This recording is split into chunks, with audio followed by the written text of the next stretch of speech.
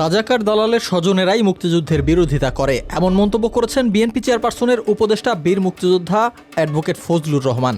শেখ হাসিনা ও মুক্তিযুদ্ধ একরকম নয় বলেও মন্তব্য করেন তিনি। এ সময় মুক্তিযুদ্ধের বিরোধিতাকারীদের রাজাকার দালালের ছেলে এবং আলবদরের নাতি হিসেবেও উল্লেখ করেছেন তিনি।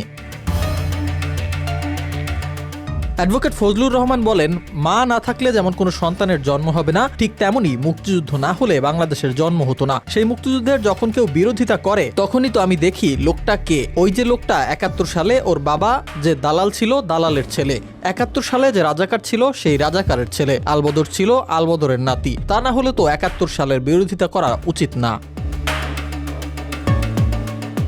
ফজলুর রহমান আরও বলেন, হাসিনা আর মুক্তিযুদ্ধ একরকম নয়। হাসিনা কেউ না, মুক্তিযুদ্ধ হলো মহাসাগর। হাসিনা গেছে, হাসিনা খারাপ করেছে মুক্তিযুদ্ধের কথা বলে। হাসিনার বিচার হওয়া উচিত। মানুষ হত্যা করার অপরাধে তার ফাঁসি হওয়া উচিত। কিন্তু এতে মুক্তিযুদ্ধের দোষটা কি, এমন প্রশ্ন রেখেছেন ফজলুর রহমান। এর আগেও মুক্তিযুদ্ধ নিয়ে একাধিকবার নিজের শক্ত অবস্থান তুলে ধরেছেন এই বিএনপি নেতা। মুক্তিযুদ্ধকে ২৪-এর অভ্যুত্থানের অনেক ঊর্ধ্বে বলেই মনে করেন তিনি। এর আগে একটি টকশোতে নিজেকে মুক্তিযোদ্ধা কমান্ডার হিসেবে প্রধান উপদেষ্টা ডক্টর মোহাম্মদ ইউনূসের চেয়ে অনেক বড় বলে দাবি করে আলোচনার জন্ম দিয়েছেন ফজলুর রহমান।